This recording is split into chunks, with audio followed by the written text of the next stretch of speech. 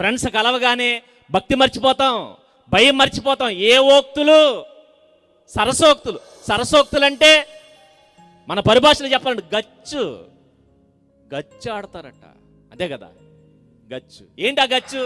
ఒకడి మీద ఒకడు జోకులు వేసుకోవడం, ఒకడినొకడు ఎగతాళి చేయడం. ఎగతాళి ఒకళ్ళ మీద ఒకళ్ళే కాదు, దారంట వెళుతున్న వాళ్ళని ఎగతాళి చేస్తారు. తర్వాత ఎవరి గురించి? ఆ వీధిలో అమ్మాయి ఎలా ఉంది, ఈ వీధిలో అమ్మాయి ఎలా ఉంది, ఇవే కదా మాట్లాడుకునేది. వీటిని ఏ ఓక్తులు అంటారు? ఏ ఓక్తులు కాదు, ఏ ఓక్తులు? సరస్సోక్తులు. దీనికి గచ్చు అన్నారు.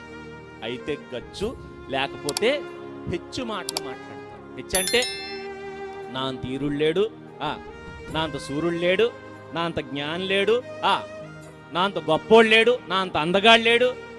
ఇవే మనం మాట్లాడుతున్నాం. ఇవి స్నేహితులు కలిసినప్పుడు దేవుని మాటలు మాట్లాడుతున్నాడు. ఆయన గచ్చు మాటలు మాట్లాడలేదు, హెచ్చు మాటలు మాట్లాడకుండా ఏమంటారు?